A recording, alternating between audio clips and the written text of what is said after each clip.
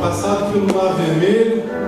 Agora, no início do livro, a gente vê eles passando pelo Jordão, com os pés secos, pisando em terra seca. E Deus é com eles, a arca, simbolizando a presença de Deus, é com eles, eles avançam, chegam até Jericó. Deus faz uma maravilha acontecer, os trombetas fazem o muro cair, e eles prosperam, tomam aquela cidade, e a gente vai avançando até que eles chegam numa cidade que chama Ai. Fala assim comigo, Ai. Ai. Não vou balançar não, pessoal. Ai. Ai. Você separa. O problema aqui não é nessa cidade em si. O problema é que aqui no capítulo 7, no primeiro versículo, a gente vai ver o que aconteceu, o que doeu. E prevaricaram os filhos de Israel no anátema, porque Acã, filho de Carmi, filho de Zabdi, filho de Zerá, da tribo de Judá, tomou do anátema, e a ira do Senhor se acendeu contra os filhos de Israel. Deus tinha falado que tudo que eles iam estar tomando dos povoados que eles iam alcançando, que eles iam invadindo, que eles iam conquistando, tudo que era consagrado não era para tomar por eles, era para ser destruído. E aqui a gente vê que Acã, ele tomou, quando o povo de Deus conquistou Jericó, Acã ele tomou do que não era para ser tomado. Ele se obedeceu a Deus. A gente vê aqui o pecado de Acã, e mais para frente, no capítulo 7, o povo de Deus tem então conquistar a segunda cidade, que é a cidade de Ai. Deus não era com eles. Deus tirou a bênção por causa do pecado. Então, Josué envia 3.000 homens para conquistar Ai. Então, eles têm que bater em estrada. E 36 homens são mortos por causa disso. Depois Josué consulta Deus. Deus mostra para Josué qual que era a falha, que eles que tinha sido acontecida com Acã. A família de Acã é apedrejada, o problema é resolvido. Mas tudo isso poderia ter sido evitado se a desobediência não tivesse acontecido. Por causa de um pecado de uma família, de uma pessoa, talvez, Acã, o povo todo estava sofrendo consequências negativas. 36 homens mortos, depois a família toda de Acã e por ela. É tempo de festa, amados. Mas com o pecado a gente não brinca. O pecado não pode entrar nos nossos corações. O pecado não pode entrar numa congregação. Por causa do pecado de uma pessoa, talvez a congregação toda ela é prejudicada. Gostaria que vocês olhassem ao redor de vocês e pensassem assim: o meu pecado pode estar afetando a vida de quem eu estou olhando. Pode olhar, mano. O meu pecado pode afetar a vida dos meus queridos, a vida da minha criança. E Deus, ele abomina o pecado, mas quando a gente deixa o pecado entrar no nosso coração, infelizmente ele não pode ficar no nosso coração. Ou o pecado ou Deus. As duas coisas não são compatíveis, não tem como deixar Jesus no coração e também o pecado. Vamos lutar fortemente contra o pecado, amém? Amém. Senhor, nós queremos te louvar, te agradecer, Senhor, pela tua palavra, que é vida, é luz, tua palavra que nos dá direção acessível, Senhor. Obrigado, porque o Senhor nos deixa claro que o Senhor abomina o pecado. Os teus planos para as nossas vidas são muito mais altos que os nossos, Senhor. Nós queremos viver tudo que está no teu coração, ao nosso respeito, ao respeito da congregação. Deus é fiel. E a gente é consciente, Senhor, que o pecado pode destruir todos esses planos maravilhosos que tem para nós. Nós clamamos, Senhor, para que o Senhor nos dê pulsos firmes para lutar contra o pecado, permanecer santizados, Senhor, viver aquilo que o Senhor tem para as nossas vidas de forma sã, de forma íntegra, glorificar o Teu nome através do nosso procedimento, viver, Senhor, de forma que o Senhor se agrade com tudo que a gente está realizando, Senhor.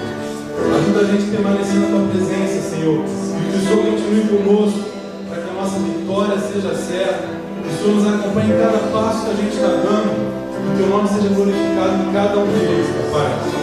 Toma em Tuas mãos, Senhor, tudo que a gente está realizando, esse culto, Senhor, que o Senhor se faça presente em cada detalhe deles, Senhor. Nós reconhecemos a nossa dependência do Senhor.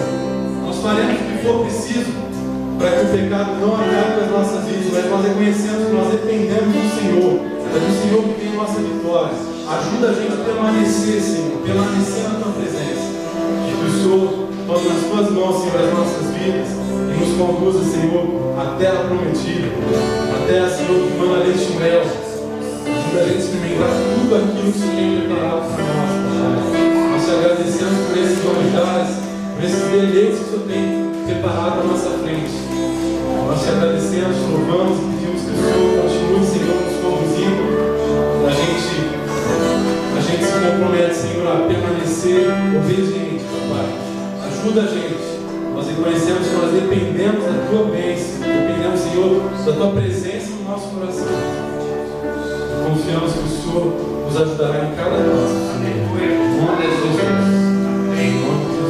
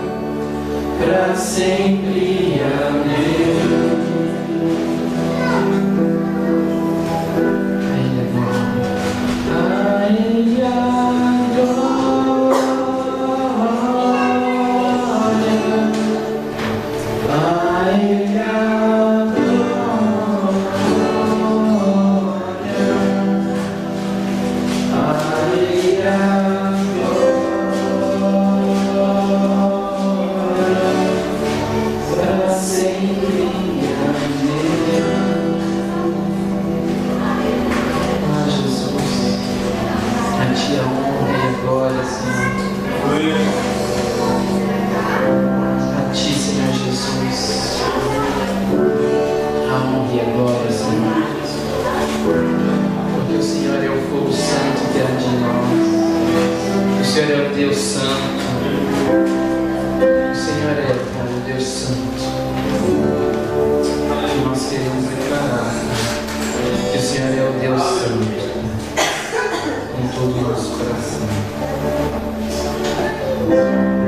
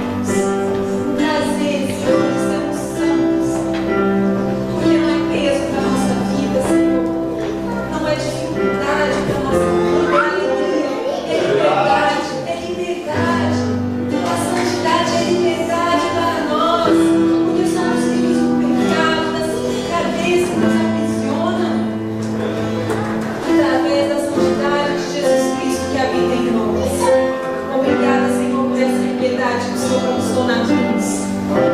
Nós não somos mais escravos do pecado nem do diabo. Nós somos limpos, puros, santificados, justificados diante do Pai. Pelo teu sacrifício, Pai. Obrigado, Jesus. Obrigado, Jesus. Obrigado.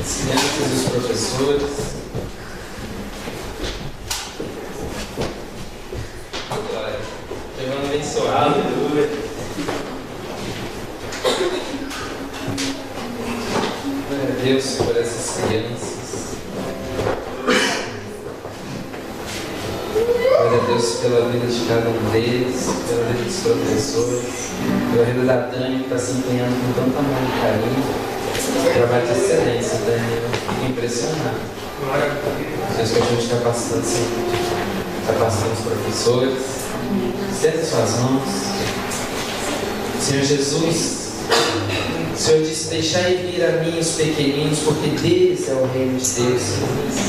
Deus, não há coração mais verdadeiro e mais sincero do que o de uma criança, Senhor. Quando ela quer falar a verdade, ela fala, Senhor Jesus, e ela não tem filtros para falar a verdade, Senhor. E essa inocência, Senhor Jesus, o Senhor diz para nós termos também, porque o Senhor nos ensina na Tua palavra que nós não podemos nada senão com a verdade e pela verdade, Senhor. Devemos enfrentar toda e qualquer situação com a verdade. O Senhor diz que conheceremos a verdade, ela nos libertará. E nós, Senhor, queremos abençoar a vida dessas crianças, Senhor, e queremos aprender com elas. Queremos aprender com elas, ó Deus, como sermos diante do Senhor, como sermos verdadeiros e sinceros diante do Senhor. Deus, nós pedimos que o Senhor abençoe a cada uma delas nessa aulinha que elas vão ter agora. Abençoe os professores, Senhor Jesus, o Pedro e a Patrícia, que eles sejam canais do Senhor para transmitir a palavra de Deus ao coração deles, Pai. Porque o Senhor nos ensina a ensinar essas crianças no caminho que elas devem andar, e mesmo quando elas forem velhas, elas não se desviarão deste caminho, Senhor. O caminho do Senhor, o caminho que leva à salvação, Pai. Deus, nós abençoamos essas crianças, guarda e protege, Senhor, de todo e qualquer acidente. Deus, que nenhum problema, nenhum acidente aconteça com eles nessas escadas, aqui durante o culto, Senhor. Abençoe, Senhor, cada um deles. Abençoe os professores. Que seja um domingo produtivo e que a palavra de Deus venha entrar no coração deles e dar frutos, Senhor, dar frutos a 30, a 60 e a 100. Abençoamos cada um deles, Pai, e agradecemos por eles, em nome de Jesus. Amém. Deus abençoe. Golias.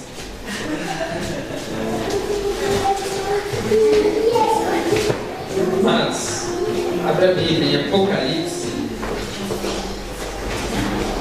Apocalipse capítulo 2. Adorando ao Senhor, e Deus falou comigo sobre o dia de hoje, sobre o que nós estamos vivendo aqui hoje. O que nós viemos comemorar aqui no dia de hoje? O que nós viemos lembrar aqui no dia de hoje? Apocalipse capítulo 2, versos de número 4 e 5. Tenho, porém, contra ti que deixastes o teu primeiro amor. Lembra-te, pois, de onde caíste e arrepende-te, pratica as primeiras obras.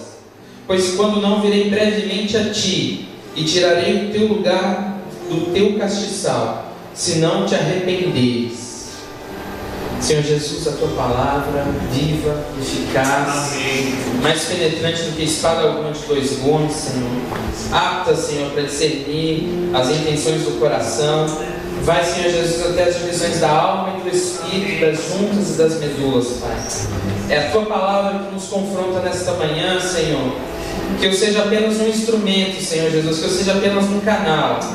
Entrego a ti, Senhor Jesus, os meus 5 pães, os 2 peixes, e que o Senhor possa multiplicar para alimentar, Senhor Jesus, a tua multidão. Traga, Senhor, ainda tempo aqueles que estão para vir no caminho, Senhor, para que eles ainda possam chegar e compartilhar da palavra do Senhor. Traga-os, ó Deus, traga-os em segurança, que eles não se confundam, que essa maratona não impeça de chegar, Senhor. Deus, em nome de Jesus, nós te agradecemos pelo que o Senhor já fez por nós e também te louvamos por aquilo que o Senhor irá fazer, Pai. Nós te agradecemos por tudo, Pai. Fala conosco nesta manhã, em nome de Jesus. Amém. Pode se assentar. É a primeira vez que, antes de trazer uma mensagem, Deus me leva até o livro de Apocalipse. Eu tenho tanto medo de pregar sobre esse livro, de pregar uma palavra desse livro. Toda palavra que eu vou pregar, eu tenho um receio, me dá aquele frio na barriga. Mas quando é Apocalipse, o negócio estreita. Não sei se com os outros é assim, com o André, Fernando. Mas comigo, quando Deus fala que é Apocalipse, o negócio estreita. Eu tenho um temor santo sobre esse livro, porque ele fala que ai daquele que retirar uma vírgula deste livro. Ele ainda fala que todas essas maldições serão acrescentadas. Ai daquele que acrescentar, Deus vai acrescentar o castigo que está nesse livro. E também ai daquele que retirar um i. Dele também será retirada a porção do livro da vida. Então eu tenho um temor santo quando Deus me leva a pregar em Apocalipse. Mas pensando sobre a Santa Ceia, pensando sobre o que nós estamos comemorando hoje. O que nós estamos comemorando aqui hoje? O que nós viemos fazer aqui nessa manhã? Será que a gente veio se encontrar? Será que eu vim rever os amigos? Será que eu vim acordar de manhã, cumprir o meu rito religioso? Será que é isso que eu vim fazer aqui hoje de manhã?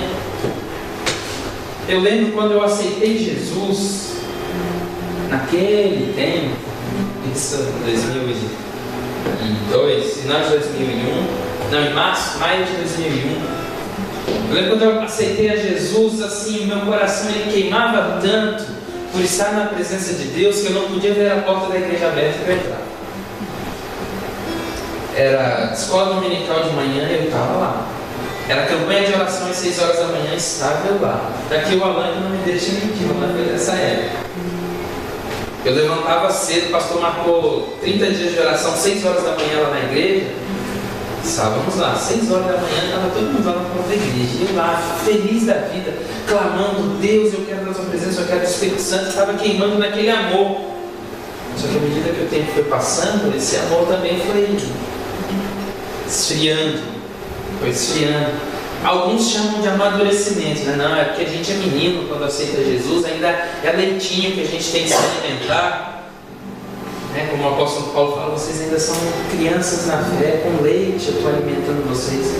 E alguns falam de crentes maduros, né? Não, é porque nós crescemos e ficamos mais experientes na fé e vamos ficando maduros.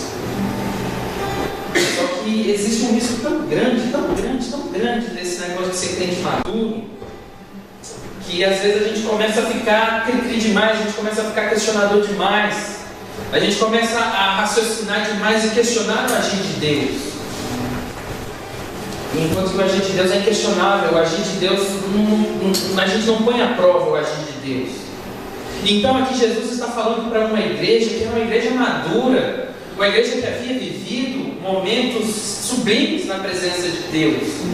O apóstolo Paulo chega lá em Éfeso e encontra discípulos convertidos da pregação de João Batista e fala: olha, vocês receberam o Espírito Santo? E eles falam: não, ainda não ouvimos falar que existe o Espírito Santo. E aí o que acontece? O apóstolo Paulo fala: não, eu não posso deixar eles aqui assim, do jeito que eles estão. Eu tenho que falar do Espírito Santo. E ele estava só de passagem por ali, e ele ficou mais 2 anos naquela cidade. Nessa igreja de Éfeso, o apóstolo Paulo investiu 2 anos da vida dele nessa igreja de Éfeso, porque ele viu que eles necessitavam de algo, necessitavam daquilo que iria acender a vida deles, daquilo que iria acender a chama do altar deles e que iria transformá-los para sempre. Porque os discípulos eram um, enquanto eles andaram com Jesus, Jesus subiu aos céus, os discípulos continuaram de uma maneira, mas eles só puderam fazer a diferença, eles só puderam realmente ir até os confins da terra e abrir mão de tudo pelo Evangelho depois que eles receberam o Espírito Santo. E o apóstolo Paulo entendeu isso quando ele viu aqueles irmãos ali queimando de amor por Jesus, entendendo que queriam Jesus, conversando sobre Jesus. Eu imagino que eles deveriam falar: puxa, que falta nos faz mais ensinamentos sobre a palavra de João Batista, sobre o Messias, como poderíamos conhecer essas verdades? O apóstolo Paulo falou: eu conheço alguém que pode lhes ensinar esta verdade absoluta. O Espírito Consolador, aquele que vai revelar as intenções do coração do Pai. Ele falou: então eu vou ficar aqui. Investi 2 anos naquela cidade. Mas logo depois, Jesus, isso não sou eu quem fala, é Jesus que manda João escrever a carta, as 7 cartas às igrejas. E Jesus escreve para Éfeso, uma igreja que havia experimentado o Espírito Santo: tenho, porém, contra ti que deixastes o primeiro amor. Arrepende-te. Lembra de onde você caiu. Lembra de onde que você parou de acreditar fielmente. De onde você parou de acreditar 100%. Lembra daquele dia que você começou a acreditar em 99%, depois 98% e foi diminuindo. Lembra desse dia.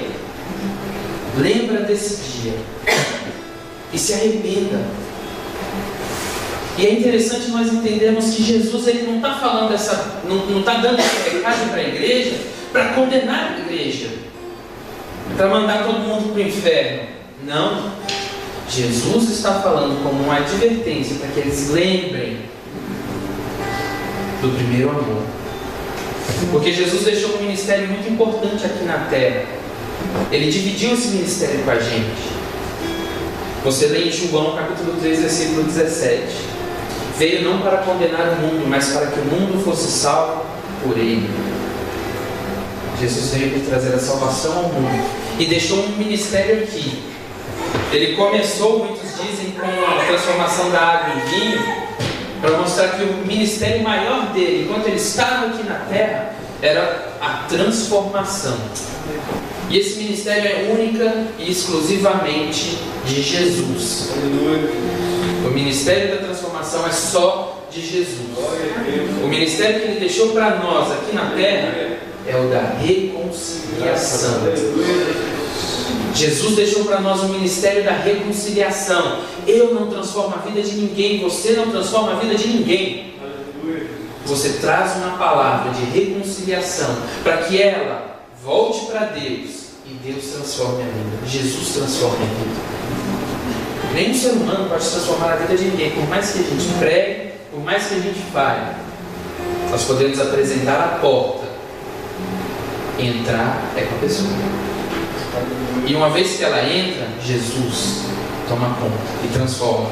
Então foi esse ministério que ele deixou com a gente. O ministério da transformação.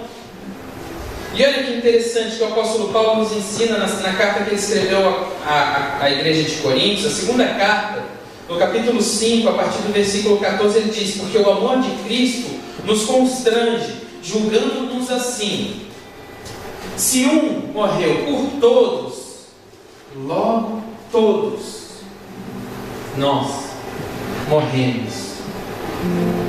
Um morreu por todos, Jesus morreu por todos, por nós. Logo todos nós morremos. Morremos para quê? Morremos para uma vida de pecado. Morremos às vezes para a nossa vontade, que é contra a vontade de Deus. Aquilo que nós gostamos nem sempre é aquilo que Deus gosta.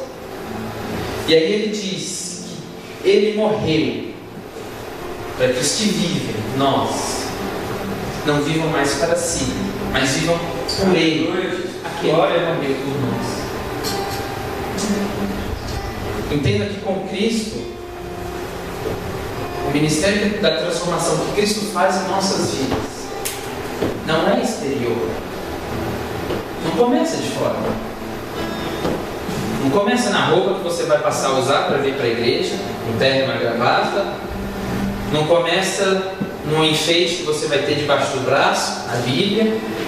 E na época que eu aceitei Jesus, quanto maior a Bíblia, mais crente você era o que as pessoas pensavam. Hoje não, as pequenininhas você põe no bolso, no celular e tal. Antigamente não, era aquelas catatal, grandão. E aí era uma mudança externa. E eu achava interessante que todos os domingos havia o apelo, e o pastor sempre fazia um apelo e iam 5, 6, 7 pessoas. E um dia, ele muito sabiamente ele falou: olha, irmãos, todo domingo vem aqui 6, 7 pessoas, mas eu não sei verdadeiramente quem está aceitando a Jesus, porque só Jesus conhece o coração. Porque vir aqui na frente, tem gente que vem, mas quando sai já nem lembra mais por que foi. Às vezes estava emocionado, às vezes a palavra foi emotiva, às vezes a palavra fez ele vibrar e ele foi emocionado lá na frente, mas ele não entendeu o que ele fez. O ministério da transformação de Cristo começa de dentro para fora.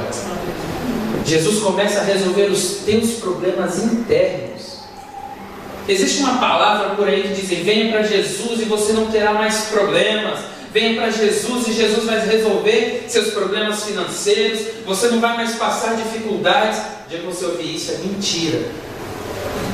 É mentira. Porque eu aceitei Jesus. Antes de aceitar Jesus eu tinha problemas. Eu aceitei Jesus e eu continuei tendo problemas.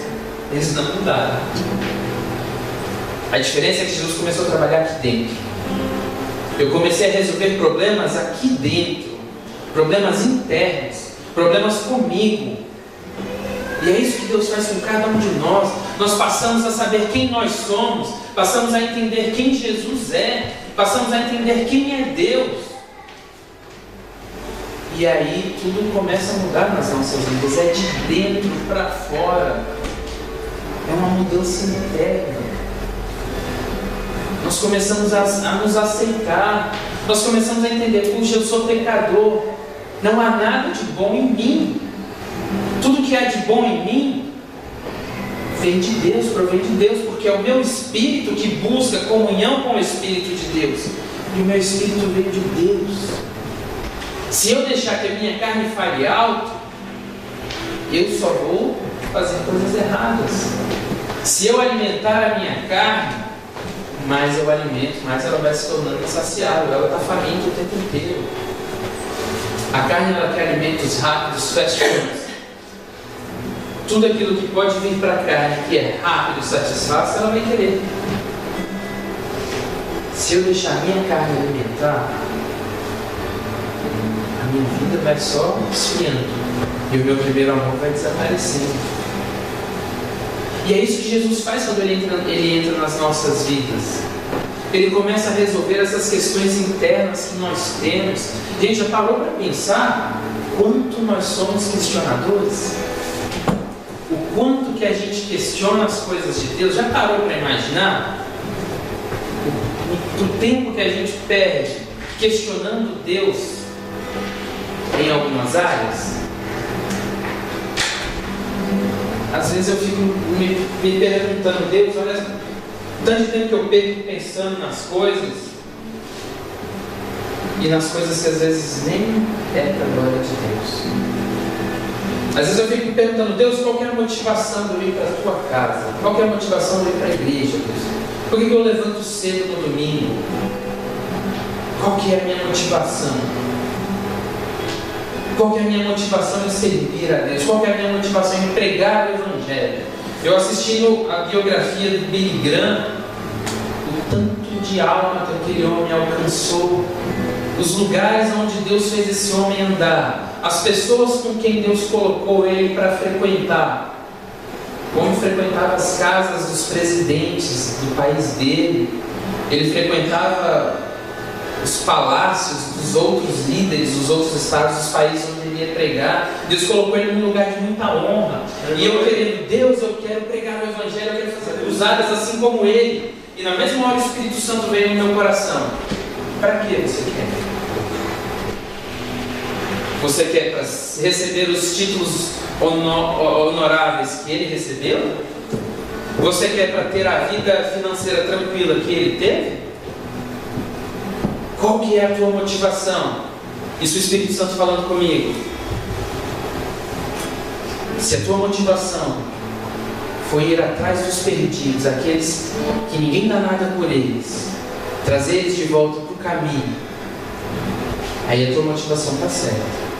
Trazer eles aos pés da cruz, falar para eles a mensagem que pode mudar a história da vida deles, e ver a vida deles sendo transformadas pelo poder de Deus. Se a tua motivação for essa, você está certo. Isso é o Espírito Santo falando comigo. Eu falei: puxa, Jesus, então conserva esse desejo no meu coração, porque eu sou apaixonado pelo mover de Deus. Eu sou apaixonado por Deus agir de qualquer maneira, seja através de uma oração, seja através de uma palavra, seja através de uma revelação, uma profecia, um milagre, uma cura, uma maravilha. Eu gosto de ver Deus agir, eu sou apaixonado por ver Deus agir. Porque quando Deus age, algo acontece na vida de uma pessoa. Quando Deus se encontra com uma pessoa, não existe aquela pessoa que tenha encontrado com Deus e a vida dela tenha permanecido da mesma maneira. Não existe. Nós lemos na Bíblia: todos aqueles que encontraram com Jesus tiveram a vida transformada. É verdade. Todos aqueles que se encontraram verdadeiramente com Jesus, independente de serem ou não pecadores, de serem santos ou não, eles tiveram a vida transformada. E uma prova é o próprio apóstolo Paulo. O que mais perseguiu a igreja, que ele chamava de seita, foi o homem que mais sofreu pelo Evangelho de Jesus. Foi o homem que mais padeceu. E metade do que está escrito no Novo Testamento foi a inspiração do Espírito Santo usando ele. O Espírito Santo usou a vida dele. E para muitos ele não serviria, porque ele perseguiu a igreja de Cristo, consentiu com a morte de muitos fiéis que estavam fazendo a obra de Jesus. E ele foi responsável por alguma delas. Mas Deus quis que ele fosse um vaso escolhido e mudou a história desse homem. Glória a Deus. Uma mulher de 5 casamentos falidos, uma mulher que muitos chamariam de prostituta, uma mulher que a Bíblia fala pecadora, ela encontrou com Jesus, e não foi dentro de uma igreja que ela encontrou com Jesus, foi num poço, foi tirar água. Jesus encontra com ela e muda a história daquela mulher. A mulher se torna uma grande evangelista, porque a Bíblia diz que ela ganhou a cidade inteira para Jesus. Toda a cidade veio ver Jesus. E eles ainda falam: hoje nós sabemos que Ele é o Messias. Antes nós acreditávamos pelo teu testemunho, mas agora os nossos olhos estão vendo. Ou seja, ela foi lá, ela pregou, ela falou: encontrei o Messias. Ela contou da experiência transformadora dela, e as pessoas foram até Jesus pelo testemunho dela. Uma mulher que ninguém dava nada por ela. Eu acredito que os homens daquela cidade deviam olhar para ela assim com um pouco de desprezo e descaso. As mulheres então nem gostariam de estar perto dela, porque naquela época a mulher era para casar, ter um bom casamento e ter filhos. O valor da mulher era resumido nisso: se ela era uma boa esposa, se ela tinha muitos filhos. E essa mulher já tinha 5 casamentos falidos, não era companhia para nenhuma outra. E Jesus foi lá e mudou a história dela. Jesus pega, gente, aquilo que não é. E isso que eu acho interessante, eu lendo em Êxodo, no capítulo 20, quando Deus fala com Moisés para construir um altar. Se fosse qualquer outro, se fosse para mim, se Deus falasse isso para mim: olha, eu quero que você construa o altar, eu ia juntar ouro, eu ia juntar tudo para fazer um negócio lindo, para botar aqui, para tirar fotos e publicar nas redes sociais e mostrar: olha, Deus, o altar que eu fiz para o Senhor.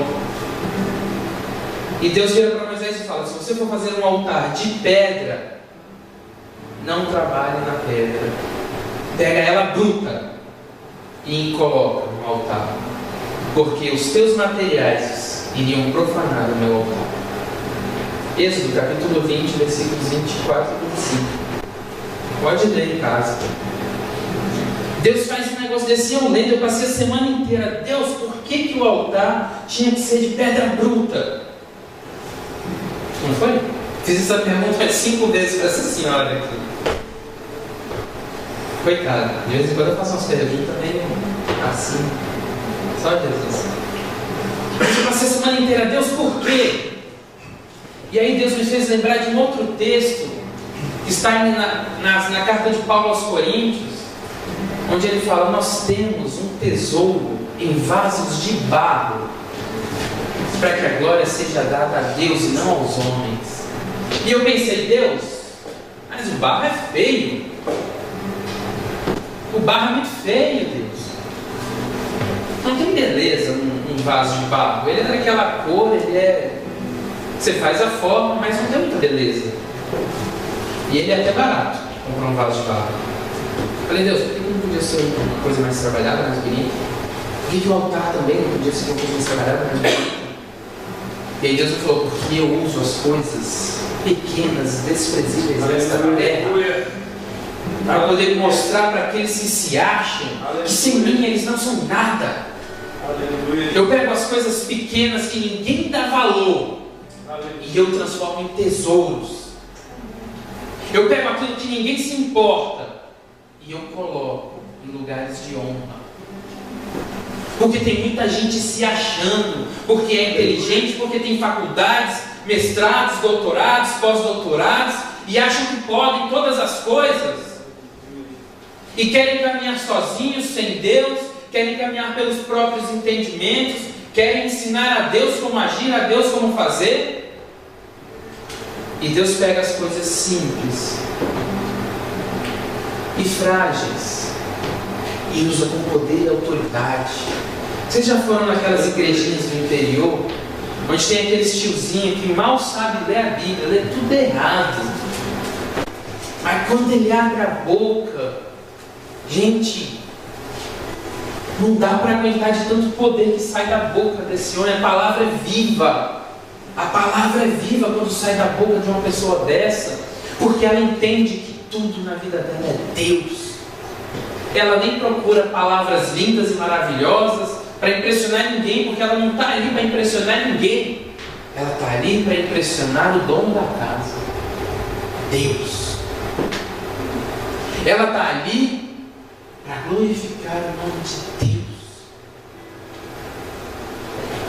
Por isso que Deus não quer o altar com pedras trabalhadas, Ele quer bruto. Porque o que vai descer ali em cima é santo, é puro e é poderoso.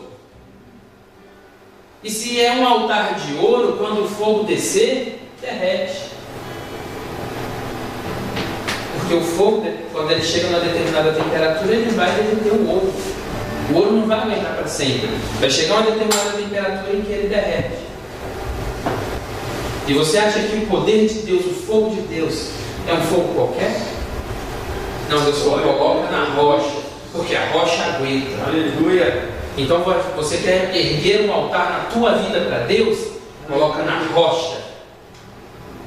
E a Bíblia me diz quem é essa rocha. Aleluia.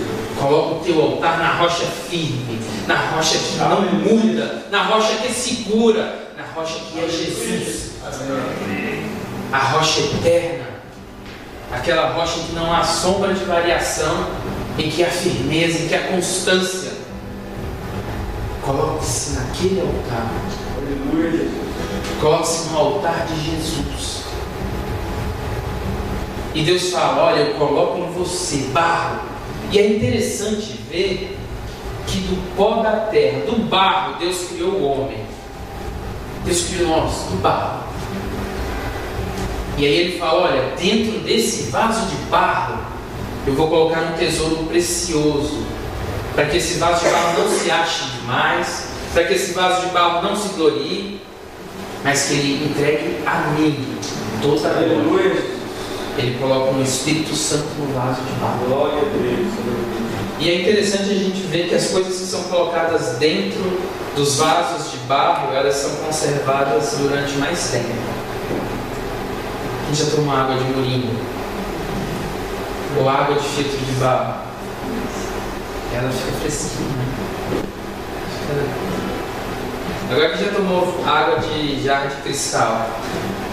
Quem já tomou água de vaso de porcelana? Ela fica a temperatura ambiente. Ela não fica fresquinha. Por isso que Deus usa o vaso de barro. Porcelana é linda, mas se ela rachar, perde valor e você não conserta. Você não conserta um vaso de porcelana, nem tampouco conserta uma jarra de cristal. E eles são frágeis. É levinho, uma batidinha pode trincar esse tempo. E o barro não, pode cair uma lasca dele, mas ele está lá, está firme. E você pode consertar um vaso de barro assim. E Deus coloca dentro dele o Espírito Santo.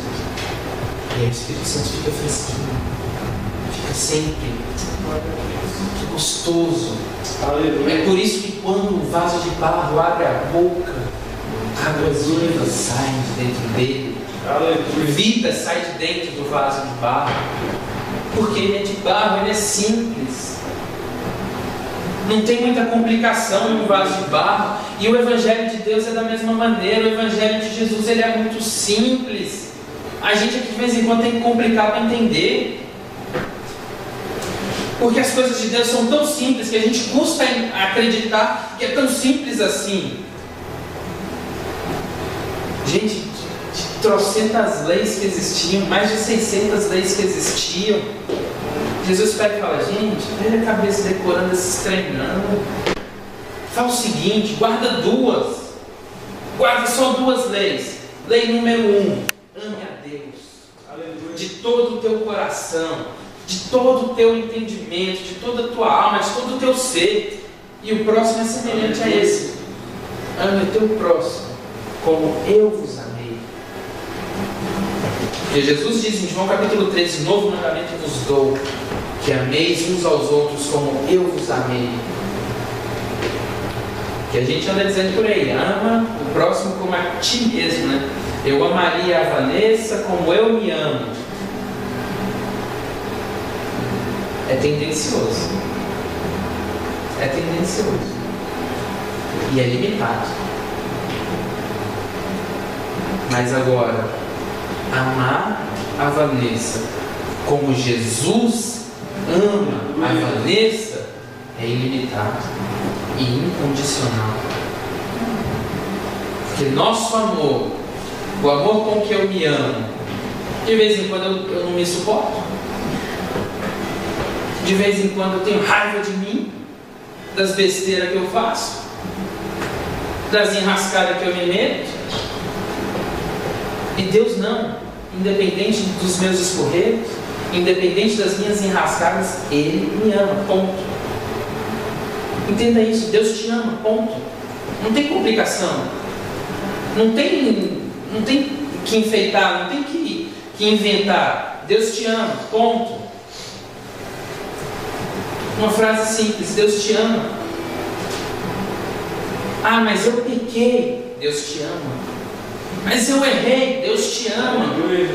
Ah, mas já é a terceira vez. Deus te ama. Glória a Deus. Não tem nada que você faça que vai fazer Ele parar de te amar. Você não vai fazer alguma coisa e Deus vai falar: agora eu estou zangado com o André, não amo mais ele. Não existe isso. Você nunca vai ouvir isso da boca do seu Deus. Eu não te amo mais. Ele pode dizer: estou decepcionado, estou triste. Você está criando separação entre mim e você, com os teus pecados. Mas dizer que Ele não nos ama, isso nunca Deus vai falar. Ele sempre vai dizer: eu te amo, estou de braços abertos te esperando. O que Jesus disse para a igreja de Éfeso: arrepende-te, volta. Nós aprendemos isso no dia 16. Quando que Jesus nos abandona? Nunca.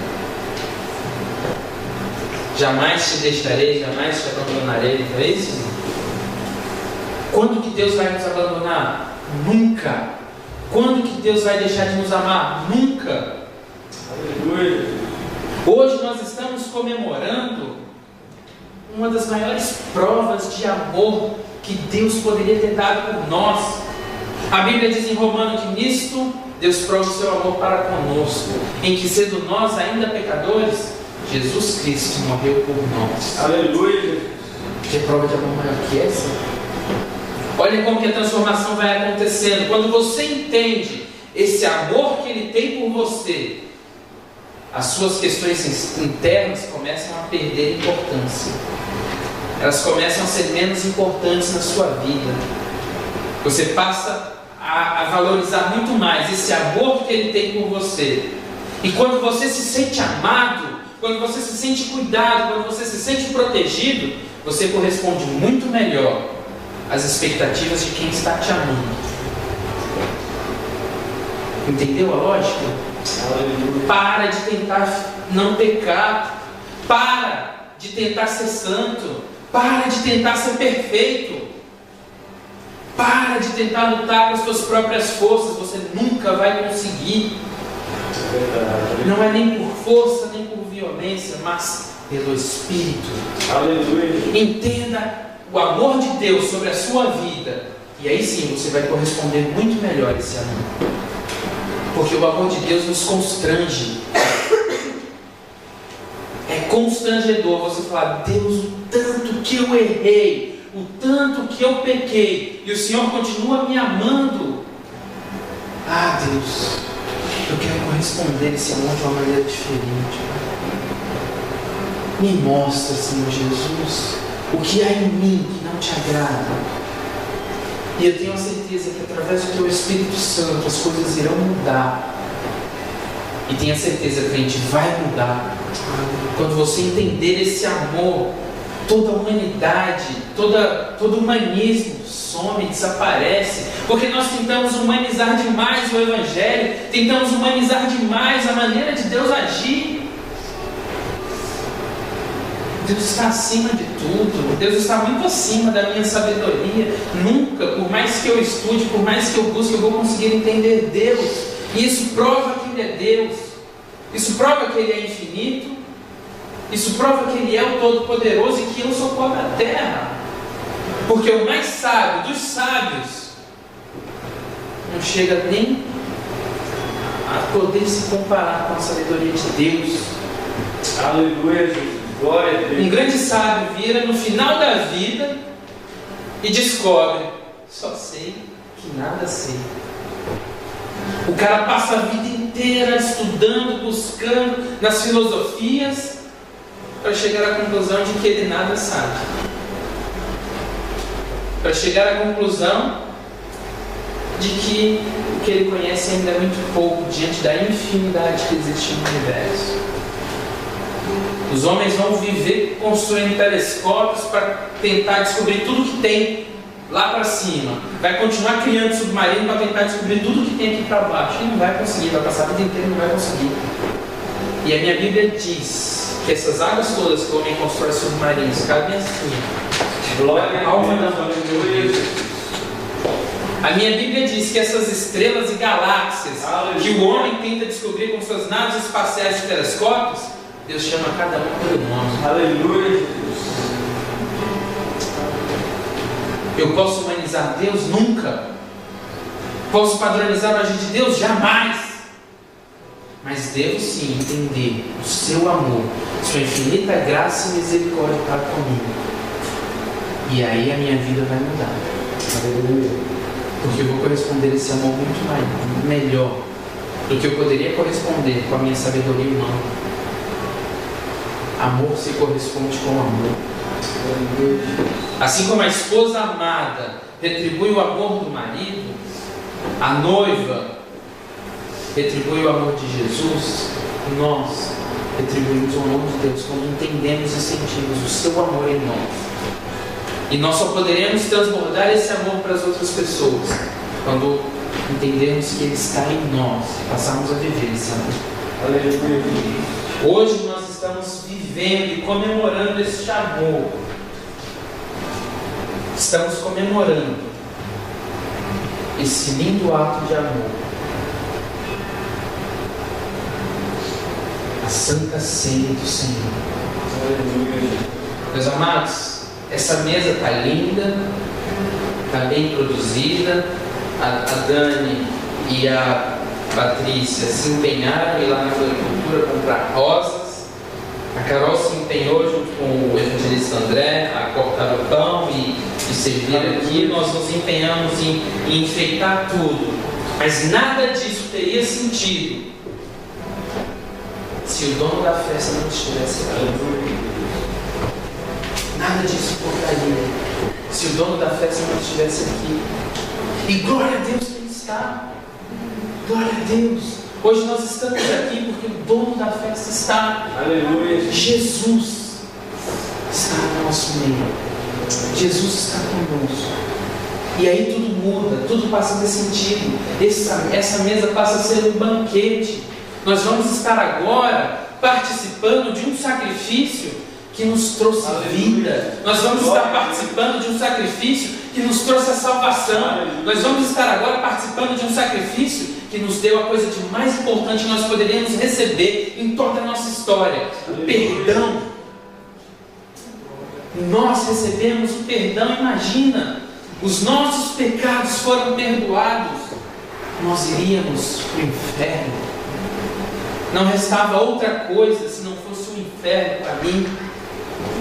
O inferno estava reservado para mim, porque é para lá que vão os pecadores, é para lá que vão as pessoas que vivem na prática da iniquidade, é para lá que vão as pessoas que não se arrependeram, que não abandonaram essas práticas. E eu iria para lá. Nós todos iríamos para lá, porque a Bíblia diz que todos pecaram e destituídos foram da glória de Deus. Nós até aprendemos isso no visual na sexta-feira. Como que é uma pessoa sem Deus? É chocante. Então, graças a Deus, aprendemos também como é uma pessoa com Deus. Recebemos o perdão. E agora nós temos uma esperança de morar com Deus. Hoje é possível eu sonhar em morar com Deus eternamente, porque eu recebi o maior presente que eu já poderia ter recebido na minha vida. E não são casas e nem carros e nem nada nessa terra. Foi o perdão. Aleluia. Glória. O perdão de Deus me alcançou sem eu fazer nada. Aleluia. Sem eu ter feito nada. Sem eu ter feito nada. Jesus foi lá e morreu por mim para que eu fosse perdoado. Como resistir a esse amor? Como resistir e não corresponder a esse gesto, a esse ato tão lindo? Como não corresponder? Existe um louvor do André Valadão que ele fala: como posso pagar essa dívida de amor? Eu só posso entregar a minha vida no teu altar. A única coisa que nós podemos fazer para retribuir esse amor é entregar a vida no altar. Deixar Deus ser Deus nas nossas vidas. Deixar que Deus tome conta. Deixa Deus cuidar. Só receba esse amor e não tente entender o porquê que Ele te deu esse amor, o porquê que Ele te ama. Não tente entender, você vai perder tempo. Não tente entender. Sinta, viva e receba. Aleluia. A Bíblia diz: pela graça sois salvos. Isso não vem de vós, é dom de Deus. Aleluia. Gente, é um dom precioso que nós recebemos. Apenas receba. Hoje nós estaremos participando do corpo e do sangue de Cristo. Jesus nos ensinou a fazer isso. Ele disse: fazer isso em memória de mim. Façam isso até o dia da minha volta. Lembrem-se desse sacrifício que eu fiz por vocês. E para que Ele queria que a gente se lembrasse disso? Porque Ele gosta. Jesus é daqueles que, ó, eu fiz, hein? Lembra do que eu fiz, hein? Me agradeça pelo que eu fiz, hein? Não. Deus fala: lembrem-se disso, desse sacrifício, para que vocês jamais se esqueçam do amor que eu tenho por vocês. Lembrem-se desse sacrifício, para que vocês jamais se esqueçam o amor de Deus por cada um de vocês. Lembrem-se desse sacrifício, para que vocês lembrem quem vocês são e quem é Deus. Aleluia. Por isso que Jesus fala para sempre, periodicamente, estamos repetindo este banquete, esse gesto, este ato. Não é um simples rito religioso, não é um rito denominacional, é um mandamento de Jesus. Façam isso em memória de mim. Façam isso lembrando do meu sacrifício que hoje nos traz a paz. Façam isso lembrando de que antes vocês estavam condenados. Façam isso lembrando que havia uma cédula de morte. E todos os dias lá no inferno, Satanás grita em alto e bom som: mas você já fez isso, você fez aquilo, você isso, aquilo outro, aquilo outro, aquilo outro. Todos os dias Satanás está constantemente te lembrando do teu pecado, te lembrando que você falhou, te lembrando que você errou. E ele acusa com maestria. Ele é o grande acusador. Todos os dias Satanás está lá bradando: mas aqueles homens pecaram, mas aqueles homens são rebeldes, mas aqueles homens são murmuradores. Todos os dias. E eu penso que na mesma hora em que Satanás grita, na mesma hora um outro som, com muito mais autoridade, com muito mais vigor, cobre esses gritos de acusação. Um outro som, dizendo assim: pecaram, mas são meus. Aleluia. Pecaram, mas eu morri por eles. Aleluia. Pecaram, mas o meu sangue purifica eles. Aleluia. Eles são meus e você não mete a mão. Aleluia. Jesus, a todo momento, quando Satanás levanta para acusar, Jesus repreende e fala: mas o meu sangue os perdoa de todos os pecados. Aleluia. Nós temos Jesus, nós temos o sangue de Jesus. E é esse sangue que nós vamos participar agora. Participar do corpo e do sangue de Jesus significa ser participante da sua morte, mas também participante da sua ressurreição. Aleluia. Participante da sua nova vida na glória, para todo sempre. Amém? Vou convidar aqui o evangelista André, a mesa Anne. Nós vamos estar orando pelo pão, pelo suco de uva, lembrando desses gestos. Queria convidar vocês a ficar de pé.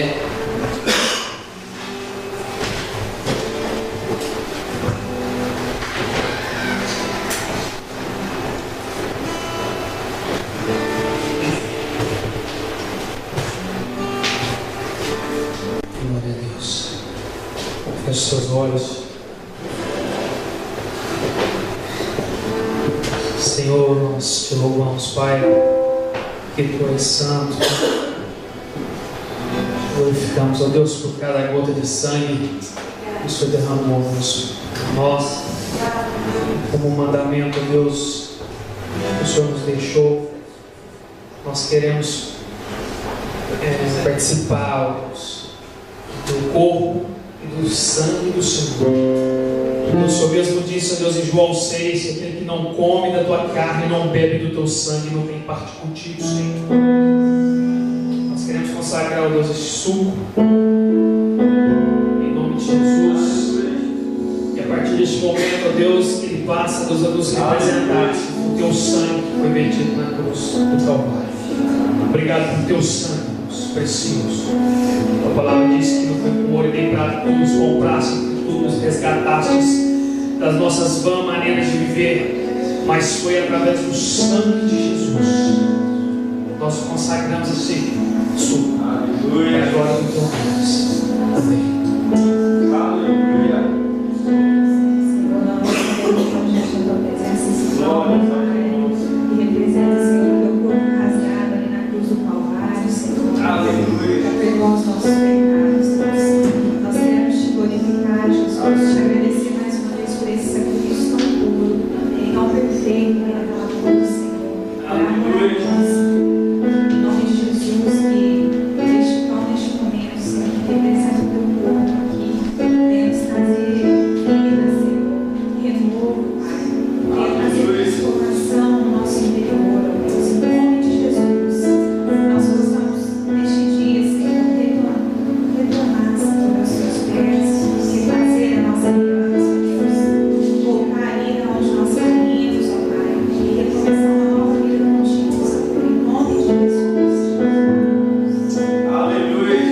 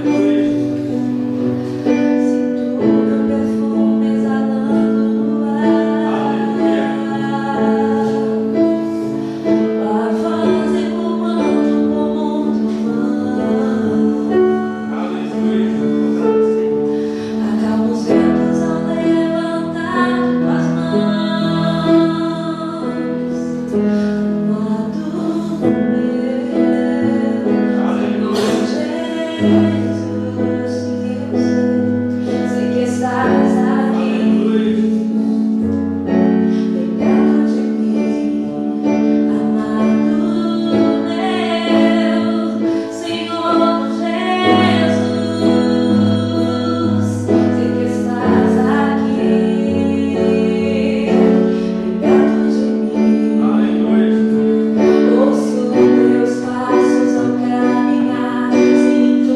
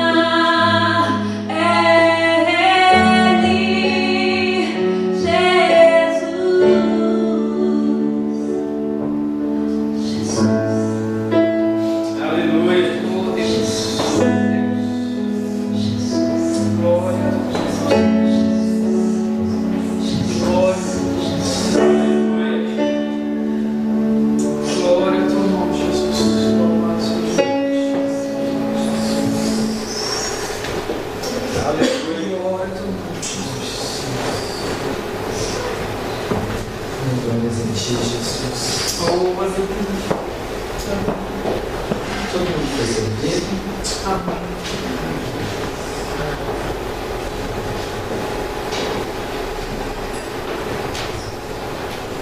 Aleluia.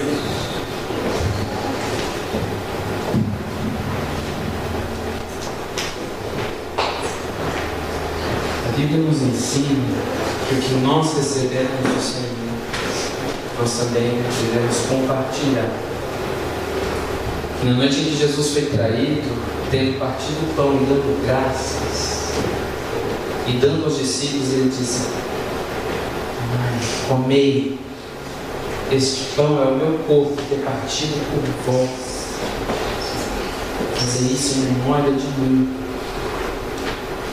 Que ao comer esse pão, você entenda desse sacrifício lindo, que hoje nos trouxe paz, vida, nos traz transformação, perdão, reconciliação. Coma deste pão discernindo do sacrifício de Jesus na cruz. Amém?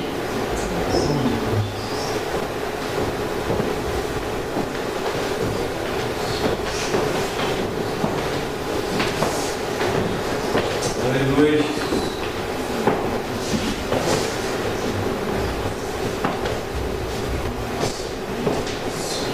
Aleluia. Jesus, tu és maravilhoso.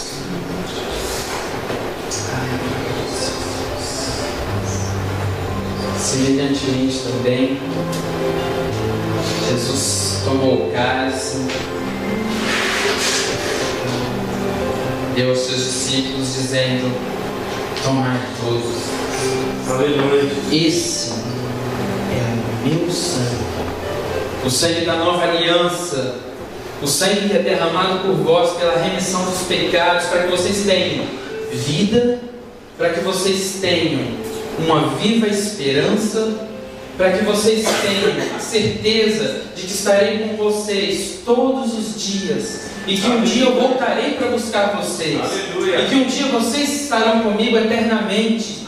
Mas enquanto vocês estiverem nessa terra e passarem por aflições, olhem para mim, olhem, lembrem deste sangue, lembrem deste sacrifício, que tornam vocês mais do que vencedores. Amém.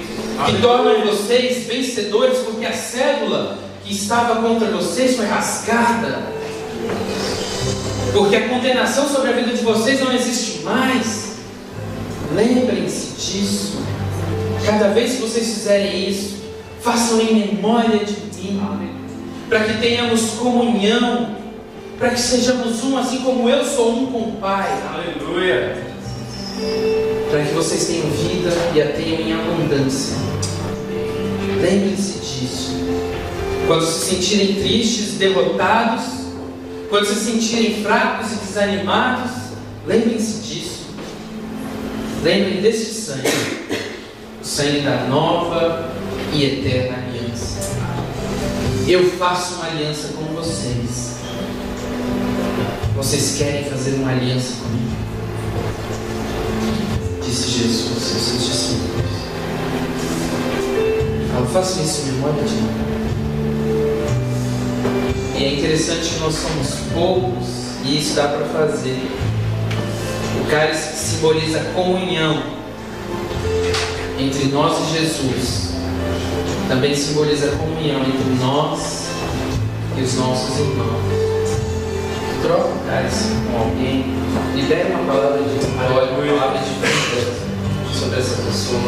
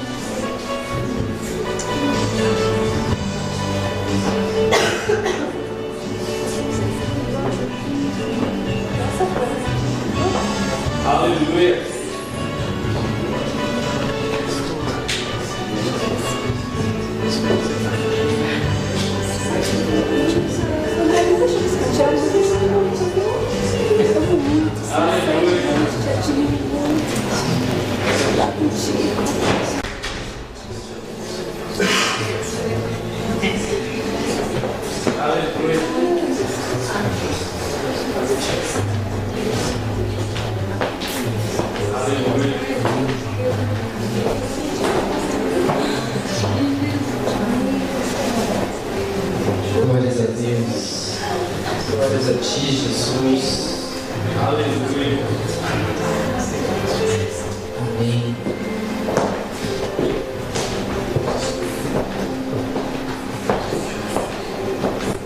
Irmãos, cálice da comunhão com os santos, cálice da comunhão com Deus.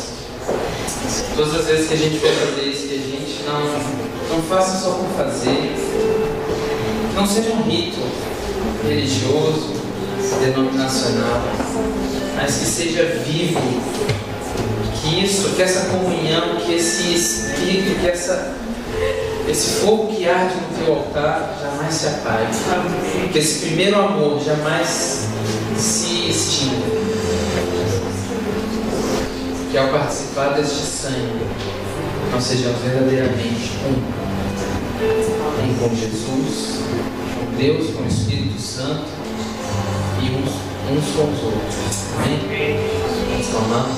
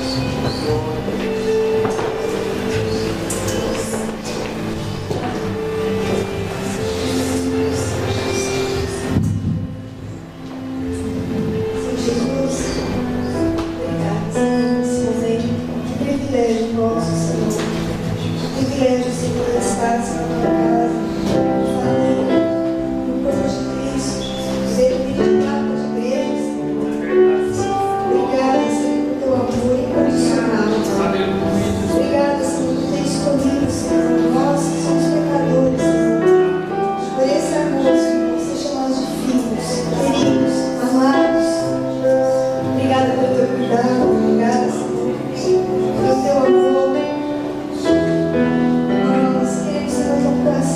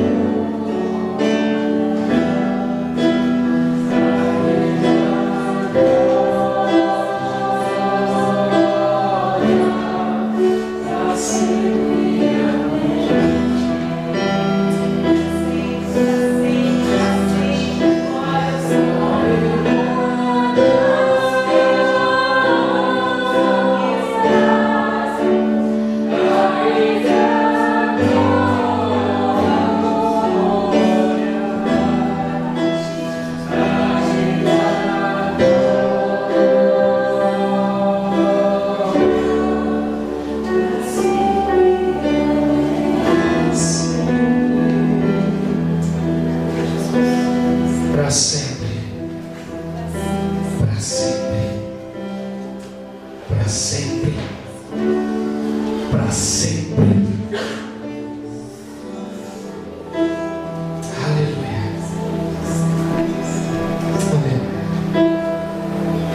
Amém? Dá vontade de ir.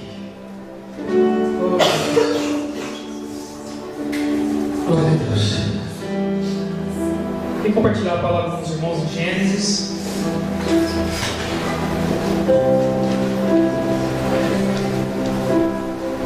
Nos dias nós vamos ficar 24 horas sobre 24 horas sobre 24 horas, 365 dias por ano, dizendo: Santo, Santo, Santo, Santo é o Senhor dos Exércitos. Vai chegar um dia que a gente vai ficar só louvando e glorificando o nome dele. Capítulo 4 de Gênesis, versículo de número 4, diz assim: E Abel também trouxe dos primogênitos, 3. E aconteceu ao cabo de dias que Caim trouxe do fruto da terra uma oferta ao Senhor. Versículo 4: E Abel também trouxe dos primogênitos das tuas ovelhas e da tua gordura, e atentou ao Senhor para Abel e para a sua oferta. Amém? Pode se assentar. A gente vê aqui nesse texto aqui que houve um desejo voluntário no coração de alguém a respeito para trazer algo para o Senhor, para Deus. A gente não vê aqui que Deus pediu alguma coisa. Deus não pediu para Caim, não pediu para Abel. Isso partiu da voluntariedade deles, o desejo no coração deles de trazer para o Senhor algo para demonstrar para o Senhor a gratidão de tudo que eles tinham. Então, eu sempre falo isso, que para mim a oferta ela tem mais valor que o dízimo. Por quê? Porque o dízimo ele é estipulado por Deus, um valor, e a oferta ela é estipulada de você, o valor. Então, quando você parte de você o desejo de dar algo para Deus, voluntário, seu, desejo do teu coração, o apóstolo Paulo diz isso, com amor, com alegria. Depois que parte de você esse desejo, passa a ter mais valor do que aquilo que seja, digamos, uma ordenança ou um mandamento de Deus. Se a gente for ver, os dízimos e ofertas vieram muito antes da lei. O primeiro dizimista da Bíblia foi Abraão, e a lei ela não tinha sido escrita ainda. E Abraão ele dá os dízimos dos despojos quando ele tinha vencido aquela batalha. Então, assim, se a gente entender bem, oferta e dízimo não passa nada mais, não é nada mais e nada além do que fé. Você crê que Deus, Ele é o provedor de todas as coisas, é Jeová Jireh na nossa vida, é o Deus de toda a provisão, é o Deus que nos capacita e que nos ajuda, e por uma forma de gratidão nós devolvemos a Deus um pouco daquilo que Ele tem nos dado, porque tudo que nós demos para Ele, nós aprendemos isso hoje, é pouco. Não vai ser nosso ouro e nossa prata que vai mover o coração de Deus. No entanto, Jesus fez isso. Quando ele entra no templo e vê aquela viúva, quando trouxe aquelas 3 moedas ou 2, que não valia praticamente nada, e coloca no gasofilaço, e a Bíblia diz que a oferta dela foi maior do que a oferta dos ricos, que dava daquilo que sobrava. E eu gosto de falar isso, que Deus ele gosta que a gente dê algo que sirva para a gente. Se não serve para a gente, não serve para Deus também. E Caim, ele traz uma oferta para o Senhor, e Abel também ele traz uma oferta para o Senhor.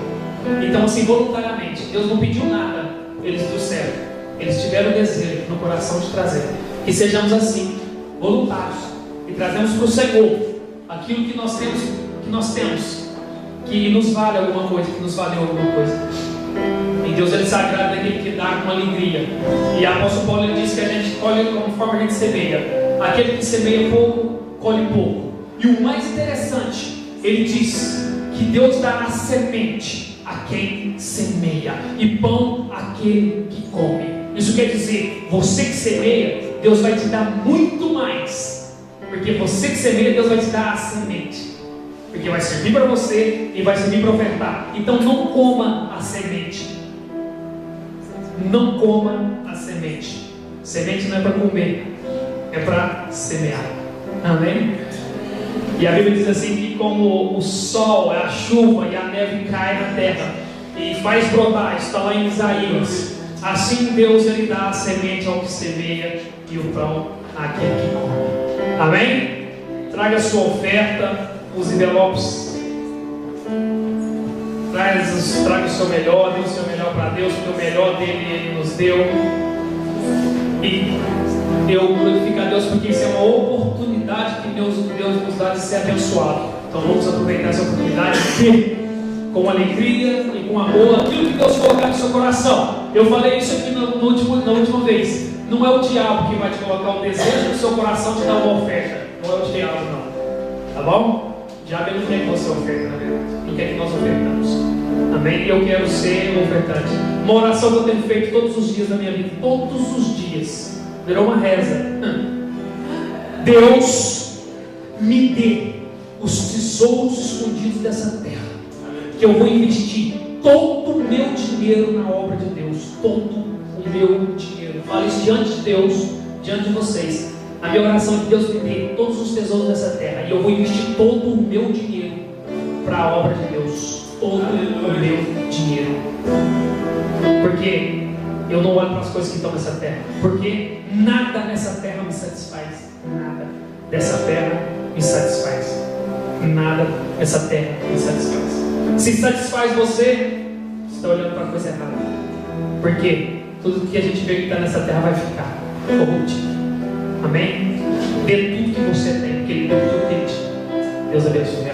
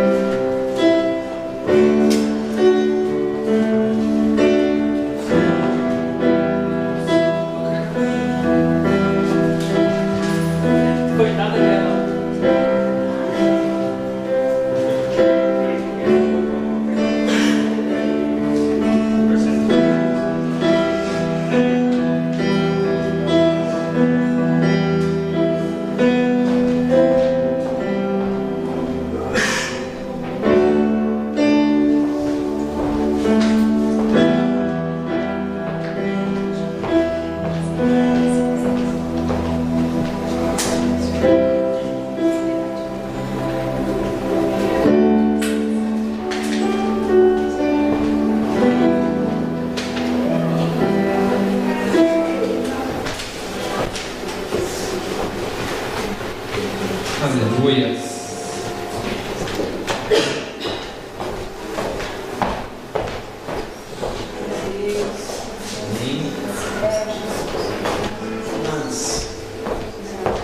Antes a gente está querendo convidar os irmãos a ficar de pé, a gente está abençoando sobre a fé. Como? Deus é maravilhoso. Calma, você correr, para ver se já ora pelas ofertas.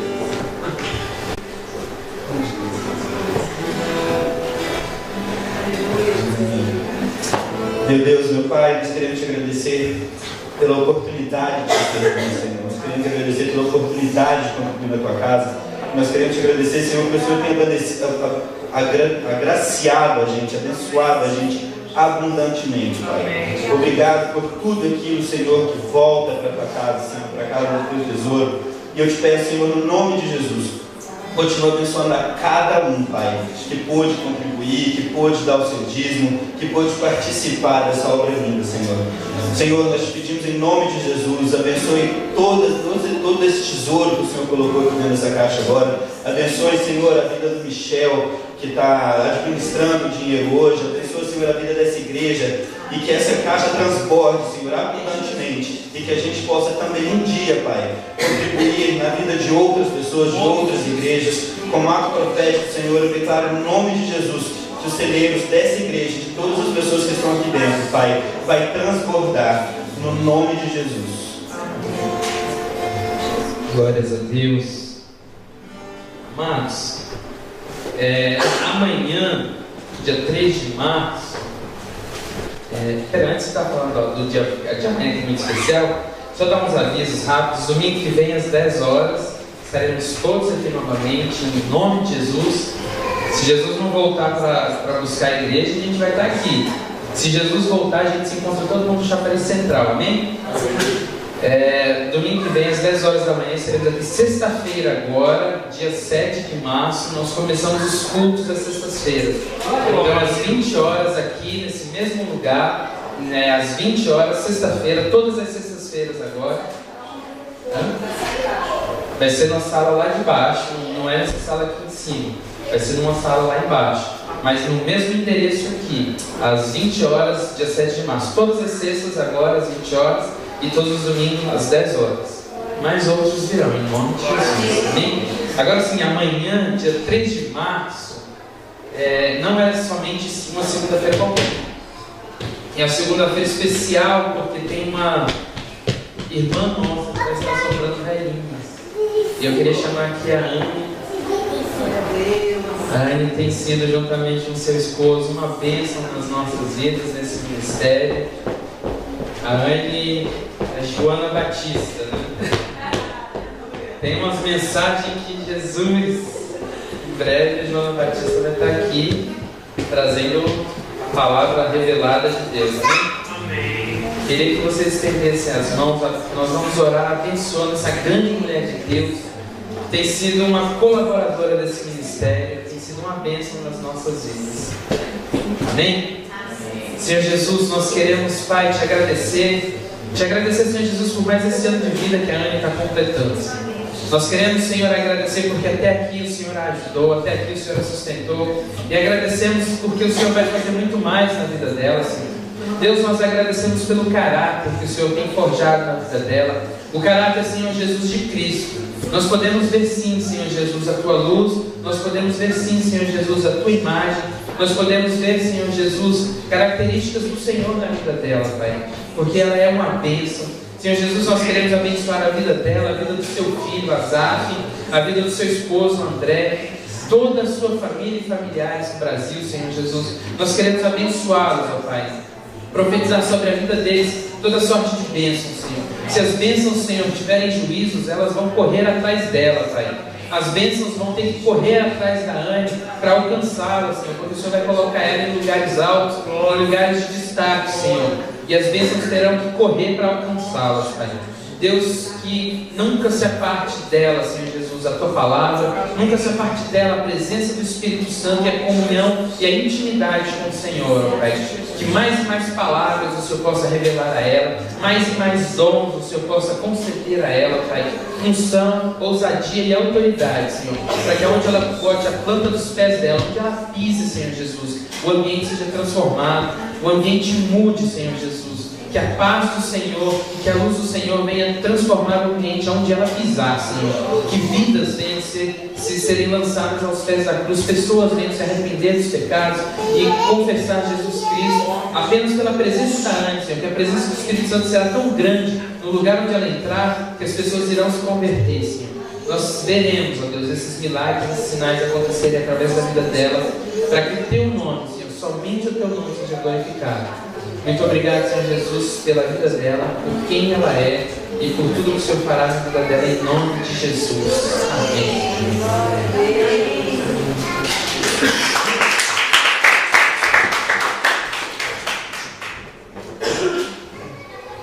Gente, vai ter uma comunhão especial em comemoração ao aniversário da Anne. Vai ter cachorro-quente, vai ter brigadeiro, vai ter um monte de coisa gostosa. E vocês podem ficar tranquilos, hoje a gente fica aqui até as 14, tranquilamente, a gente poder bater um papo, a gente poder ter uma comunhão tranquila, amém? Estenda suas mãos para os céus, está encerrando. Quero agradecer a todos que vieram, Vanessa, Alan, Ricardo, Cris. Depois a gente vai pro papo, você fica acontecendo.